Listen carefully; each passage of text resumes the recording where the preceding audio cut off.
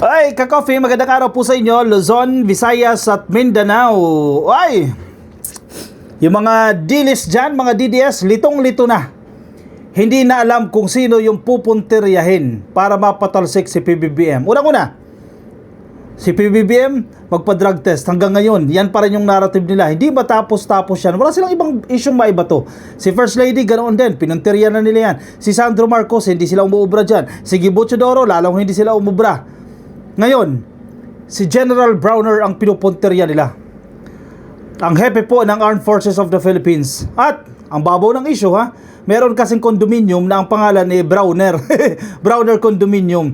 Itong mga TAN-GA na yan, sabi pa ni Palirista, BOBO na yan, mga TAN-GA na yan. Akala siguro nila kapag kapareho ng surname, sa kanya na yan. Halimbawa, apelyado mo Reyes, o nakakita ka ng Reyes Condominium, uy, sa kapitbahay namin yan. Ganyan mag-isip, kundi ba naman mga TAN-GA talaga o. So mayroong condominium na ang pangalan ni Browner Condominium. Ang apelyado ni General Browner. Oy, kay General Browner yan. Alam mo yung issue nila? Paano daw nagkaroon ng milyon-milyon na salapi ang sundalo na yan?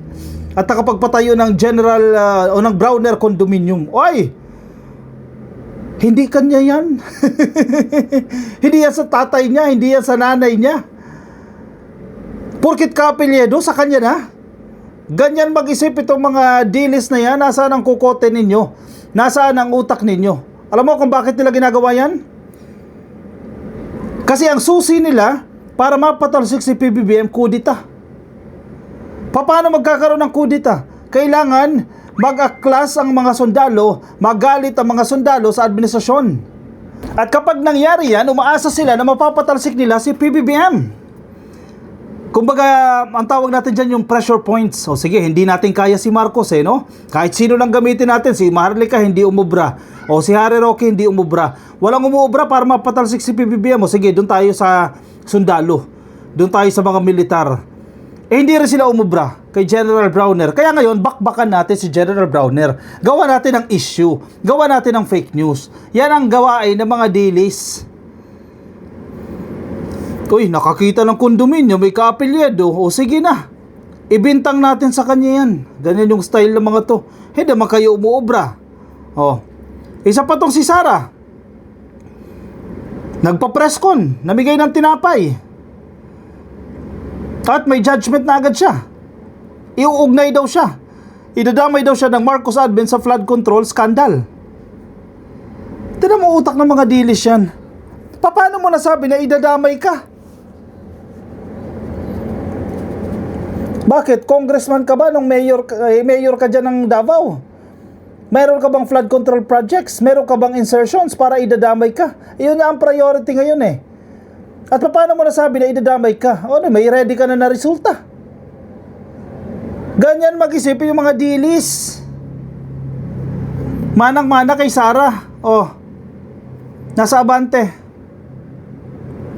VP Sara inaasahang idadamay ng Marcos admin sa flood control scandal.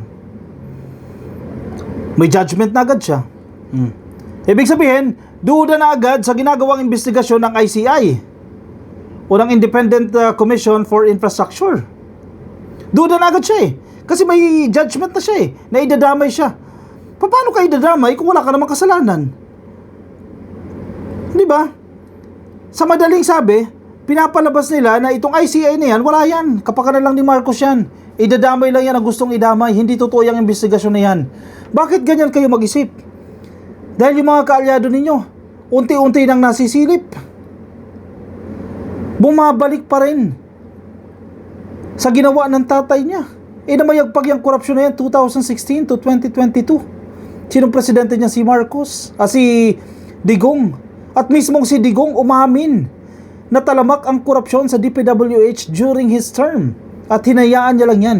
Kaya matatawa ka sa sinasabi ni Greco Bellica Wala daw flood control scandal nung panahon ni Digong. Paano wala? Pinagtakpan ninyo. Magkaiba yung meron at wala. Baka meron, pinagtakpan nyo para magmukhang wala. Magkakaiba yan. Oy, bakit ganyan kayo mag-isip? Walang reasoning na. Hindi maayos yung reasoning. Walang logic. Basahin natin ito. Nasa abante. Inaasahan daw ni Sara Duterte na susubukan ng Administrasyong Marcos na idawit siya sa flood control scam na ngayon ay umaabot na sa kaalyado niyang si Senator Bongo. Grabing babaw naman ang batayan na yan. Porket iniimbestigahan si Bongo, idadawit na raw siya. Ang tanong dyan, bakit hindi dapat imbestigahan yung pamilya ni Bongo? Yun ang tanong. Wala bang construction firm yan? Wala bang kontrata yan with the Discayas? At dapat hindi siya imbestigahan? Kung hindi siya iimbestigahan, may sinisino tayo, may pinipili tayo. Di ba? Di hindi na patas yan kung pipiliin natin, wag niyo itong imbestigahan kasi ayaw ni Sara na imbestigahan yan. Ganun ba yun? O dahil ayaw ni Sara, sige, wag na natin gawin yung investigasyon na yan. May kinikilingan. So masama pala, yung ginagawa ngayon na iimbestigahan yung pamilya ni Bongo. Billions of pesos ang projects na nakuha sa gobyerno. Sabi ni Trillanes, paano nabigay sa kanya yan? Kung hindi dahil sa koneksyon sa kanilang pamilya, no? So ayaw ni Sara imbestigahan yan. Kala ko ba, walang sisinuhin ng gusto ninyo. So ngayon, inimbestigahan si Bongo. Ayaw nyo na dahil idadawit daw si Sara dyan. Bakit ka kakabahan kung wala ka namang kasalanan? Di ba? Ang problema, hindi kayo marunong magpaliwanag. If ever, ipatawag mo si Sara Duterte dyan sa ICI, hindi pupunta yan. Parang budget hearing lang yan, hindi pumupunta. Kasi ang laging term nila dyan, political persecution ito. Pero kapag si Romualdez hindi pumunta, back sila dyan. Bibiray nila si Romualdez. Nung inimbitahan si Romualdez, pumunta. Napahiya sila. Buti pa si Romualdez, kaya magpaliwanag si Sara. Kaya niya bang magpaliwanag sa harap ng ICI?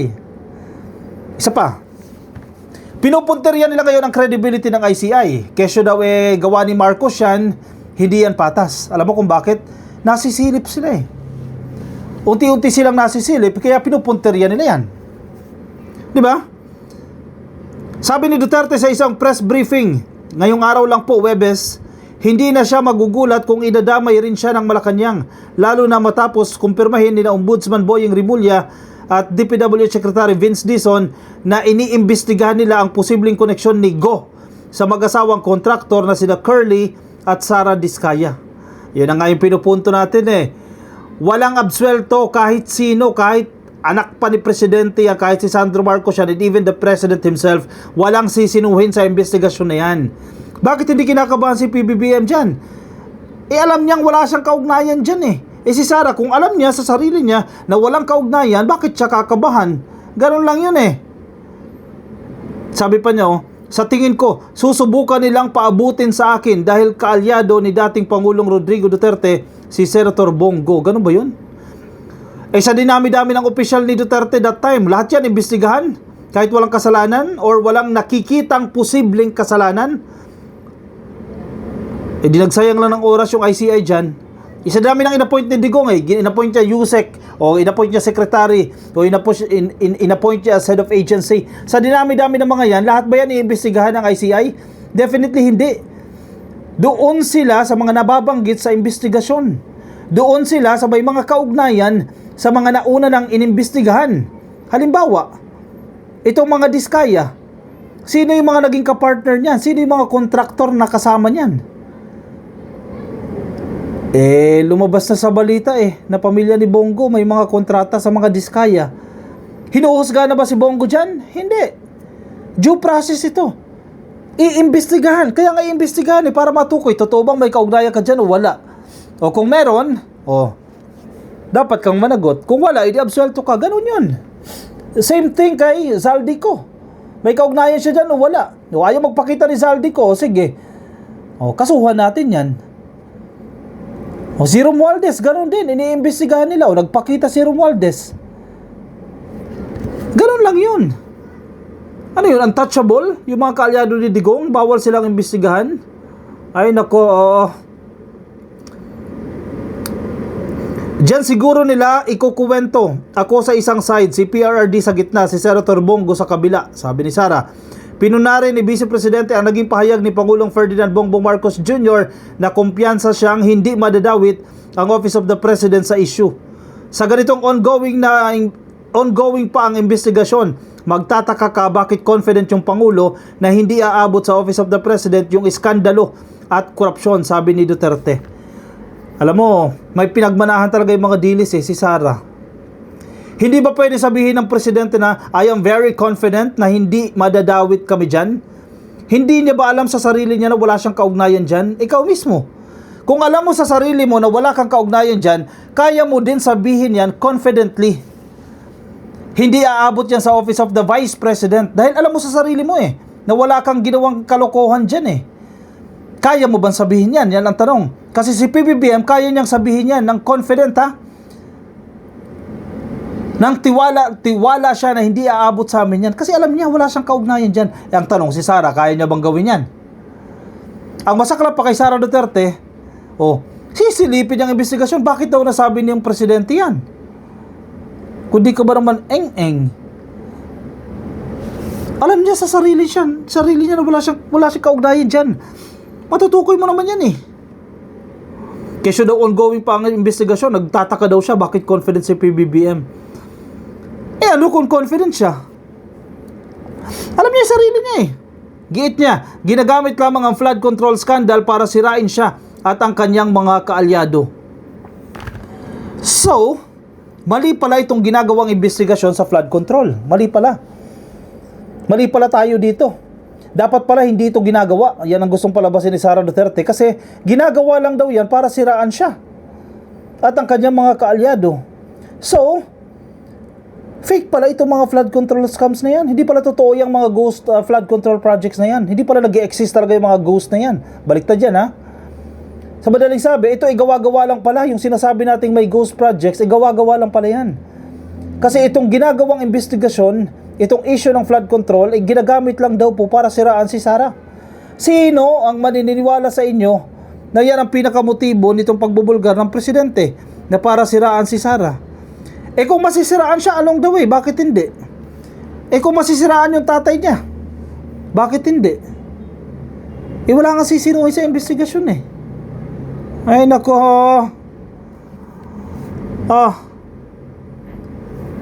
Si PBBM nagsalita na rin. Gusto nila akong tanggalin. Marcos blast opposition attempts to drag him into flood control scandal.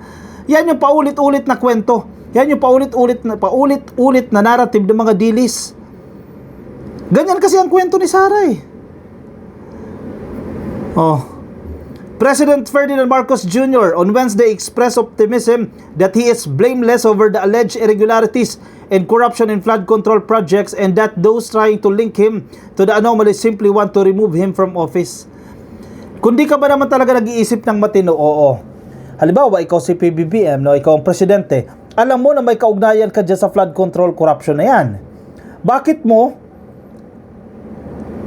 ka mag-i-initiate, takalkalin yung investigasyon na yan? Bakit mo sasabihin yan sa State of the Nation address mo na alam mo sa sarili mo eventually magbabackfire sa'yo yan o babalik sa'yo yan? Diba? Common sense yan. Kung alam ng presidente, teka, alam ko yan may kontrata ako dyan sa mga Diskaya, may kontrata ako sa SunWest, may kontrata ako sa ganyang kontraktor, hindi niya sasabihin yan, hindi niya ibubulgar yan. Kasi pinahamak niya yung sarili niya kung gagawin niya yan. Hindi Diba? Malinaw yun. Hindi naman siguro ang presidente na siya, ipapahamak niya yung kanyang sarili at i-announce niya itong laban kontra flood control scams na alam niyang siya ay madadawit. Common sense naman yan. Kaya hindi natin maintindihan yung pinipilit ni Sara Duterte, nagtataka siya, bakit daw very confident ang presidente na hindi siya madadawit yan. Sa interview po sa mga reporter, Marcos said he is confident about his innocence. He knows what we did or did not do. I know that there are several. Yung may mga opposition would love to bring me into this, to include me in all of this, but that is politics. That is not to do about corruption. That is to do with politics, sabi ng ating presidente. Gusto nila akong tanggalin. Sige, tingnan na lang natin yung mga gagawin nila. Ilang beses nang attempt yan, nakakaapat na taon na si presidente. 2022, 23, 24, 25, magti-26 na. Magfa 4 years na siya dyan. Ilang attempts nyo na gustong patanggalin yan. Anong nangyayari sa inyo? Nagba-backfire sa inyo yung mga attempts ninyo na tanggalin ng presidente. Hindi kayo nagtatagumpay kasi kasamaan yan Hindi kayo magtatagumpay. Bakit gusto nyo tanggalin si Presidente? Sino papalit nyo, si Sara? Anong gagawin ni Sara? Kawawang Pilipinas, gagawin yung katawa-tawa.